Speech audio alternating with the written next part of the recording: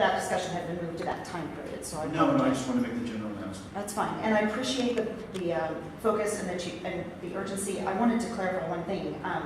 It didn't just happen an hour ago. This is, and that's why I'm here. This has been an ongoing problem for almost a year, and the latest of the last few weeks has been that every time it rains, this is going to happen. This particular incident that just happened.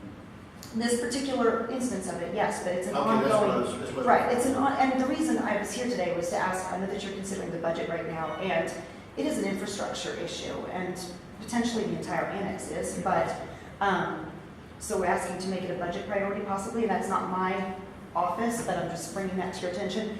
The other thing I want to make sure that you're aware of, because I didn't even realize this when I took office, is that over 70% of the foot traffic that we serve at the annex, and they are a population that are very focused on coming in and paying in person. It's a big deal to them. It's a different type of population that we serve down there than Liberty, and also a significant amount of the cash that we take down there, and which is why it's not safe to do anything. Just to clarify for a moment, you mean 70% of the traffic that your office does is done at the annex? No, of the foot traffic. Of the foot traffic. Foot traffic, Okay, right. So certain percent of the foot traffic your office does. As far as I can tell, I mean, it's a rough 30% is estimate, here. but when you see 50 to 60 people here, there's going to be 100 people in that same time period at the annex, is basically what I'm trying to say. And also, it's a cash-heavy population, which is what makes it why on Friday I had to actually pull my staff out, and I will have to do that if we don't have the ability to put stuff in the computer, because there are significant security issues then.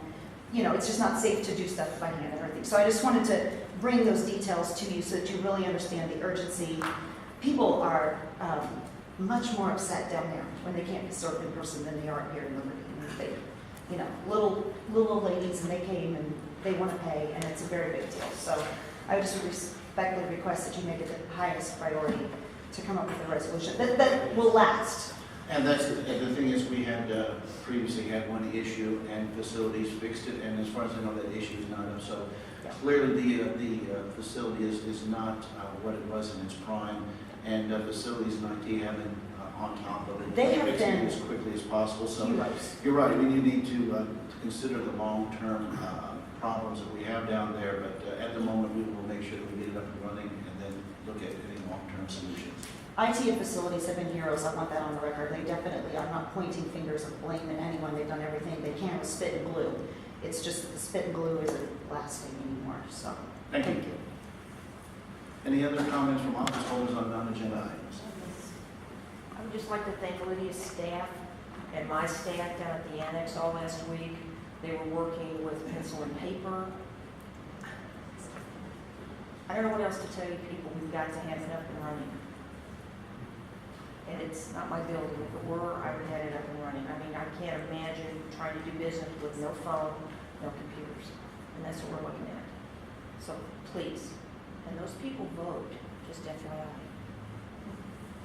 Any other comments from office holders on non-agenda items?